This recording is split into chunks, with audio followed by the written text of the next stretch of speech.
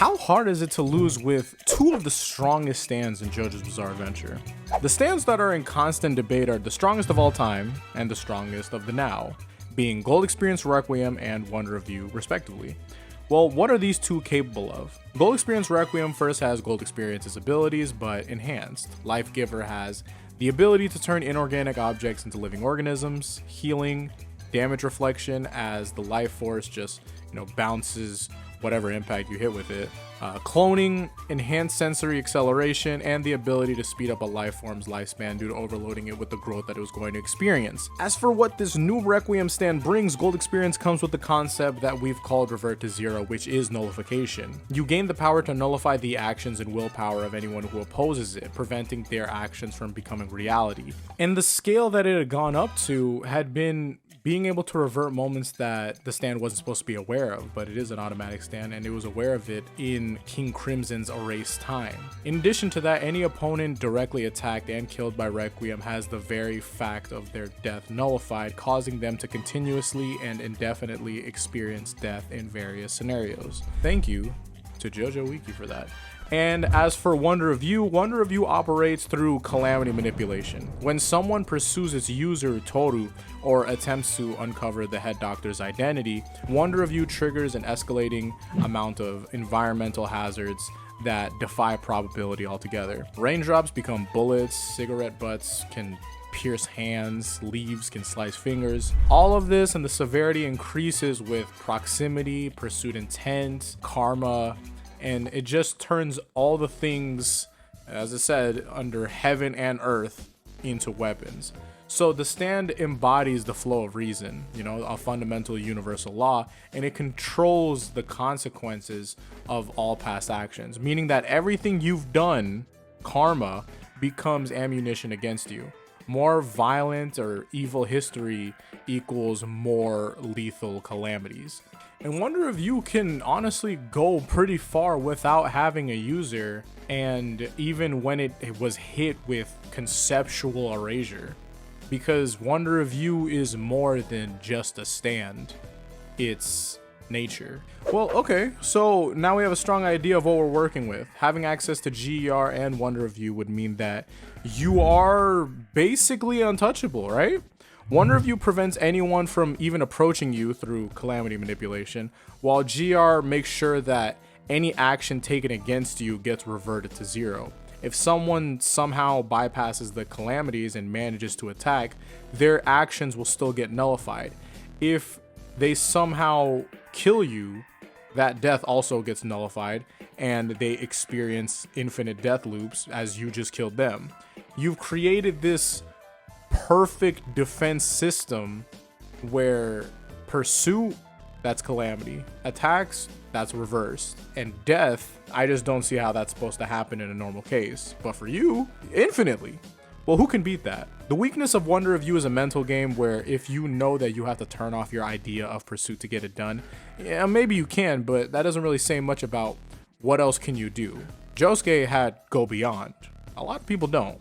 But the issue with this now is that your attack is going to get reset regardless of pursuit. How I see it, if you try to fire off an energy beam, it wouldn't happen. But not only would it not happen, but just because you tried it and the stands know that you tried, Wonder of You is providing a counterattack that's probably worse than what you already sent off. Yeah, you shot a laser, but it got absorbed and it got bounced around in this mirror factory for some reason, and it gained 3 times the power, and now it's coming back to kill you. And once it does kill you, you die infinitely.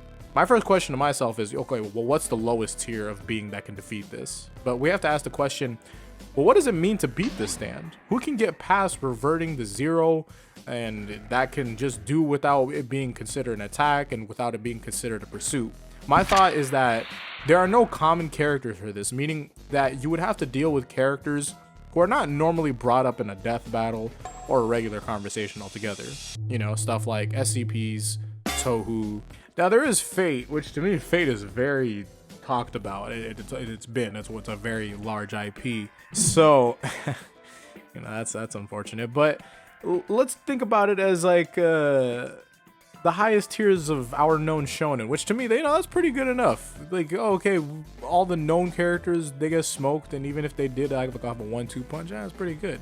Because I think this combination is too high tiered for like 99.9% of the big three candidates. It's bigger than JoJo itself. It's bigger than a majority of the Dragon Ball stuff, I'd say. And most of this, you only see stuff like the definitive one of a franchise be the ones that are able to contest. And if you stack the number 1 with the number 2, they probably have a better fight altogether.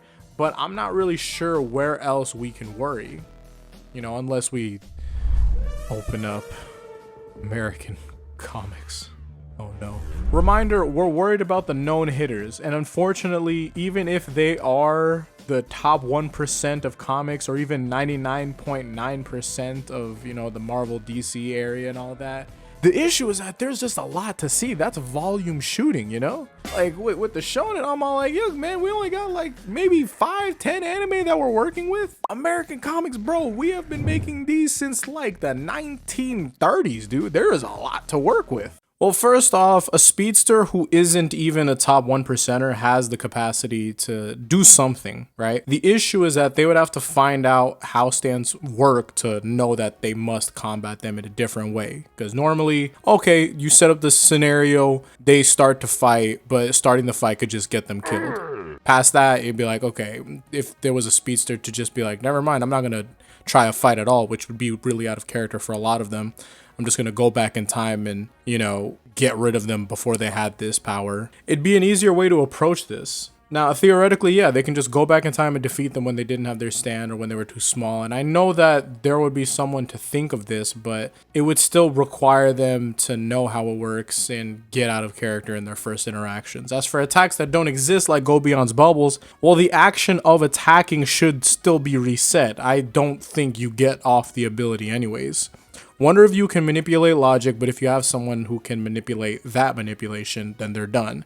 If Gold Experience Requiem goes on to reset as it counts as an attack, you need someone who can reset the resetter too. So are these powers that can do so? Well, the first thing that had come to mind after a bit of research and just like in general, just thinking about it, there's rule transcendence. The ability to just surpass the rules of reality. See, the user naturally exists beyond all laws and limits that we have in reality. And instead of breaking rules, they just surpass them completely, so that even if reality does have limits and somewhat rules in how Wonder View has logic manipulation, and that's a rule that it has for itself, and caps on how it can work, it can just ignore all these limits and become all powerful altogether. And anytime that they're given certain limits, like, oh, you can't do this because I'll reset this, or you can't do this because I'll manipulate logic of this, they're like, well, I don't really abide by your logic of logic manipulating. So then you can't do anything.